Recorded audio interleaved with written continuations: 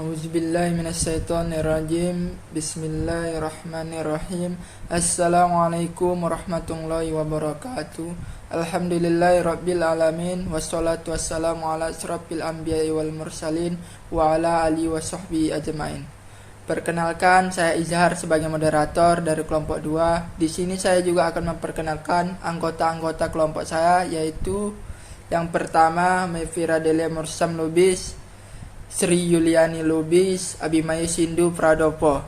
Kali ini kami akan membahas mengenai perbedaan pasar modal, pasar uang, dan pasar falas.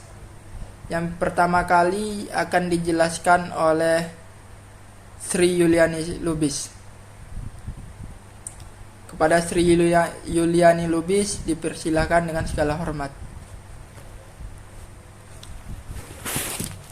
Saya Sri Yuliani Lubis ingin menjelaskan pengertian pasar modal. Pasar modal merupakan pasar untuk berbagai instrumen keuangan jangka panjang yang bisa diperjualbelikan, baik surat utang, obligasi, ekuiti saham, reksadana, instrumen derivatif, dan instrumen lainnya.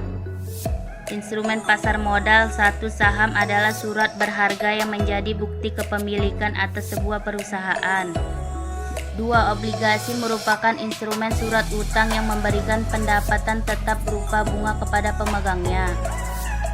3. Reksadana merupakan instrumen investasi yang menjadi tempat untuk pengumpulan serta pengolahan dana beberapa investor. 4. Exchange Traded merupakan instrumen pasar modal yang diperdagangkan di bursa efek. 5. Derivatif merupakan instrumen-instrumen keuangan yang dapat berupa saham, obligasi, indeks saham, indeks obligasi, mata uang atau tingkat suku bunga, dan instrumen-instrumen keuangan lainnya. Perbedaan saham dan obligasi: 1. Pihak yang menerbitkan. Obligasi diterbitkan oleh pemerintah atau perusahaan baik swasta maupun BUMN. Saham diterbitkan oleh perusahaan terbuka yang sudah terdaftar di bursa efek. 2. Jangka waktu. Obligasi memiliki jangka waktu tertentu untuk kepemilikan surat berharga tersebut. Saham akan selalu berlaku selama perusahaan masih ada dan melakukan operasionalnya. 3. Kewajiban pembayaran. Bunga dari obligasi wajib dibayarkan kapanpun kepada kreditur atau investor sesuai dengan jumlah yang ditentukan. Dividen saham wajib dibayarkan oleh perusahaan penerbit kepada investor selama perusahaan tersebut masih mendapatkan keuntungan atau laba dari usahanya. Pemain pasar modal: 1. Pengawas pasar modal memiliki peran dalam pengawasan dan mengatur seluruh kegiatan yang berlangsung dalam pasar uang. 2. Penyelenggaraan pasar modal. 3. Perusahaan emiten. 4. Investor atau pemilik modal. 5. Jaminan emisi. 6. Pialang. 7. Manajer investasi. 8. Penasihat investasi. 9. Lembaga penunjang pasar modal. 10. Profesi penunjang pasar modal. Prosedur emisi. Prosedur emisi bagi perusahaan yang akan melakukan emisi baik saham maupun emisi obligasi di pasar modal harus memenuhi persyaratan dan prosedur yang berlaku yang telah ditetapkan di pasar modal. Prosedur dan persyarat yang dimaksud adalah mulai dari persyaratan emisi sampai ke tangan investor. Aktivitas pasar perdana dibagi 3. Yang pertama, penawaran pertama suatu saham atau obligasi pada investor publik akan dilakukan melalui perantara penjamin emisi dan agen penjual.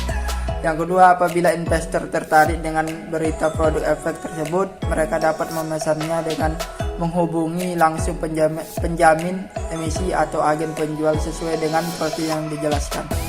Yang ketiga, selanjutnya penjamin emisi akan mengeluarkan pengumuman publik terkait hasil penawaran umum pada investor yang sudah melakukan pemesanan efek. Saya Mevira Delia ingin menjelaskan tentang pengertian pasar uang. Pasar uang adalah tempat pertemuan antara pemberi dana dengan calon konsumen. Pertemuan ini bisa dilakukan secara langsung atau melalui perantara. Pasar uang muncul karena ada transaksi permintaan atau penawaran terhadap sejumlah dana atau surat-surat berharga jangka pendek, umumnya di bawah 270 hari. Tujuan pasar uang yaitu 1. Memenuhi kebutuhan jangka pendek. seperti menyelesaikan kewajiban membayar utang jangka pendek yang segera akan jatuh tempo. 2. Memenuhi kebutuhan likuiditas yang disebabkan karena terjadinya kekurangan uang kas atau uang tunai. Instrumen pasar uang. Instrumen pasar uang adalah instrumen yang diperdagangkan pada pasar uang dan memiliki jatuh tempo kurang dari 1 tahun. Contoh pemain pasar uang yaitu bank, yayasan, dana pensiun, perusahaan asuransi, perusahaan-perusahaan besar, lembaga pemerintahan, lembaga keuangan lainnya, dan individu masyarakat. Pengertian dan tujuan pasar falas. Pengertian pasar falas merupakan suatu jenis perdagangan atau transaksi yang memperdagangkan mata uang asing terhadap mata uang negara lainnya. Tujuan falas itu untuk mempertahankan daya beli, dapat mengirimkan uang ke luar negeri, untuk memperoleh keuntungan, untuk pemagaran resiko, untuk merendahkan biaya belanja. Pemagaran resiko atau hedging. Hedging atau pemagaran resiko yaitu transaksi yang dilakukan semata-mata untuk menghindari resiko kerugian akibat terjadinya perubahan. Sekian dari kelompok kami, kurang dan lebihnya kami mohon maaf. Wabillahi taufiq wal hidayah. Assalamualaikum warahmatullahi wabarakatuh.